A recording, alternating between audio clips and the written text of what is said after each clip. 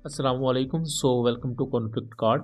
दोस्तों, बात आज हम करने जा रहे हैं पाकिस्तान मिलिट्री के एक बड़े ऑपरेशन को लेकर। इस ऑपरेशन में बुनियादी तौर पर उन टेररिस्ट को निशाना बनाया गया है जो अफगानिस्तान से पाकिस्तान में दाखिल हो रहे थे, और ये आप समझ सकते हैं कि अफगान सरजमीन या अफगान साइड से एक इनडायरेक्ट भी अटैक पाकिस्तान पर हो रहा है, तो वो अटैक ही कंसीडर किया जाएगा। इस कॉन्टेक्स्ट में कुछ बहुत ही ज़्यादा अहम एस्पेक्ट हमारे सामने निकल कर सामने आते हैं। कुछ तो वो पहलू हैं जिनको हम इनकरेज करेंगे, लेकिन कुछ ऐसे पहलू भी हैं जिस पर बात करना ज़रूरी है, बिकॉज जब तक उन चीज़ों में आप इम्प्रूवमेंट नहीं लेकर आएंगे, इस टेररिज्म का कुछ भी नहीं किया जा सकता। तो दोस्तों, पाकिस्तान के सेंट्रल केपीके का एरिया जो कि अफगानिस्तान के साथ लगता है, वहाँ एक मूवमेंट रिकॉर्ड होती है। जब इंफ्रारेड कैमराज में देखा जाता है तो यहाँ एक प्रॉपर फॉर्मेशन थी जिसे तश्कील कहा जाता है। ये तश्कील टीटीपी की पाकिस्तान में दाखिल हो रही थी। अब यहाँ सबसे अहम क्वेश्चन यहाँ ये भी खड़ा होता है, जिसको अक्सर औकात पूछा भी जाता है कि अगर आपके पास इंफ्रारेड कैमराज भी लगे हुए हैं, आपके पास बहुत ही बेहतर सर्विलेंस सिस्टम भी है, उसके बावजूद भी ये इन्फिल्ट्रेशन क्यों होती है? तो इसका सिंपल सा आंसर ये है कि इन्फिल्ट्रेशन को या इस तरह की जो क्रॉस बॉर्डर स्मगलिंग होती है, ये 100% नहीं रोकी जा सकती। आप अगर अमेरिका और मैक्सिको का बॉर्डर भी देखें तो वहाँ भी बॉर्डर स्मगलिंग होती है, ऑल्दो वहाँ टेररिज्म वगैरह नहीं है, लेकिन वहाँ बॉर्डर स्मगलिंग होती है। इसी तरह दुनिया के दूसरे कंट्रीज भी हैं, बॉर्डर इश्यूज होते हैं और बॉर्डर के आर पार इन्फिल्ट्रेशन होती है, बिकॉज कई ऐसे एरियाज होते हैं, ज़ेरे ज़मीन सुरंगें बनाई होती हैं, और ख़ास तौर पर अगर आप पाकिस्तान का केपीके और बलोचिस्तान का रीजन देखें तो ये पहाड़ी एरियाज़ हैं। आप चप्पे चप्पे पर फौजी खड़े नहीं कर सकते, सो इन्फिल्ट्रेशंस होती हैं। अब कई दफ़ा सिक्योरिटी लैप्स होता है, कई दफ़ा जियोग्राफी का फ़ायदा उठाया जाता है टेररिस्ट की तरफ से, और इसी तरह यहाँ भी फ़ायदा उठाया गया जियोग्राफी का। एक पहाड़ी दर्रे के थ्रू पाकिस्तान में दाखिल हुआ गया, और जब पाकिस्तान में दाखिल हुए और पाकिस्तानी एरियाज़ में ये ज़रा विजिबल एरिया में आए, तो वहाँ एक पाकिस्तान मिलिट्री की इंफ्रारेड डिवाइस या कैमरा में इन्हें कैप्चर किया गया। उसके बाद पाकिस्तान के गनशिप हेलीकॉप्टर्स जो कि उस वक्त प्रवास भर रहे थे, वहाँ स्ट्राइक की जाती है, और इस पूरी कार्रवाई में 9 टीटीपी के टेररिस्ट मारे जाते हैं। और दोस्तों, इनके खिलाफ जो पूरी कार्रवाई की गई है उसकी आपको पूरी वीडियो मिल जाएगी। अगर आप एक्स पर अल मुकातिल या ईगल आई जैसे अकाउंट्स को फॉलो करें तो वहां आपको ये पूरी वीडियो मिल जाएगी। अब इस ऑपरेशन की वीडियो को यूट्यूब पर इस वजह से नहीं दिखाया जा सकता क्योंकि यूट्यूब को पुलिस का ख्याल रखना होता है, लेकिन उसके कुछ स्क्रीनशॉट्स मैं आपको दिखा चुका हूँ। ये वो वाहिद इस वक्त मसला है कि अफगानिस्तान से जिस तरह इन्फिल्ट्रेशन पाकिस्तान में होती है, उसी वजह से पाकिस्तान और अफगानिस्तान के ताल्लुकात सर्द महरी का शिकार है।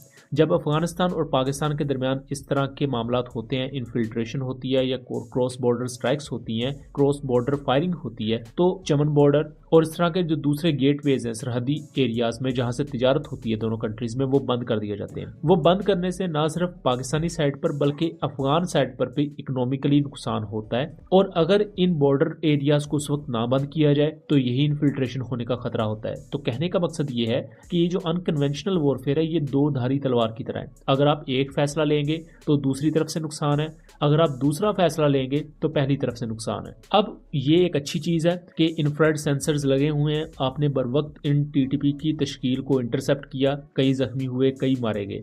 अगर यही लोग पाकिस्तान में आ जाते तो बड़ी तबाही का बायस बनते, जैसा कि इस वक्त हालात चल रहे हैं। इसी टेररिज्म की रो में 17 फरवरी को ही कराची के एरिया में एक पाकिस्तान मिलिट्री के व्हीकल पर आईईडी ब्लास्ट होता है, जिसमें 2 पाकिस्तानी सोल्जर्स शहीद होते हैं और कई जख्मी होते हैं। लेकिन अच्छी चीज़ ये थी कि ये चूंकि mine resistance ambush protected vehicle थी, इस वजह से आईईडी ब्लास्ट के होने के बावजूद भी ये व्हीकल उल्टी जाती है, लेकिन कई सोल्जर उसमें बच जाते हैं। जहां एक तरफ पाकिस्तानी सोल्जर्स अपना खून बहा रहे हैं, इतने सख्त हालात से वो टकरा रहे हैं और अपने खून के बदले हमारे इस मुल्क के पाकिस्तान के लोगों की सिक्योरिटी को यकीनी बना रहे हैं, लेकिन दूसरी तरफ हमें ये भी चीज़ समझने की ज़रूरत है कि लीडरशिप के लेवल पर कई लैप्सेस देखने को मिल रहे हैं। अगर रिसेंटली सूबाई गवर्नमेंट की बात की जाए, केपीके गवर्नमेंट की, तो वो इस बात पर मुजर है कि अफगान तालिबान से डायलॉग किया जाए, जो कि अच्छी चीज़ है, लेकिन दूसरी तरफ जो सेंट्रल गवर्नमेंट है उसको एतमाद में नहीं लिया जाता। सो जब आपके आपसी मामलात में रबत नहीं है और आप दूसरे मुल्क की गवर्नमेंट के साथ डायलॉग कर रहे हैं, तो ये हमेशा आपकी कमजोरी को जाहिर करेगा। तो यहाँ दोस्तों, जो हमारे प्लेटफॉर्म्स हैं वो कोई पॉलिटिकल बातों को तो डिस्कस नहीं करते, हम बेसिकली डिफेंस और नेशनल सिक्योरिटी को लेकर बात करते हैं। लेकिन इस वक्त ये बात करना इस वजह से ज़रूरी है बिकॉज डायरेक्टली इसका ताल्लुक पाकिस्तान में काउंटर टेररिज्म की सिचुएशन को लेकर है। हम इससे पहले भी मल्टीपल टाइम्स अफगानिस्तान से इस तरह के अटैक्स देख चुके हैं जिसको पाकिस्तानी सिक्योरिटी फोर्सेस ने मल्टीपल टाइम्स नाकाम बनाया। कई टेररिस्ट मारे भी जाते रहे। हमने उन पर वीडियोस बनाई हुई हैं, मैं कोशिश करूंगा कुछ वीडियोस का लिंक डिस्क्रिप्शन में दे दूं।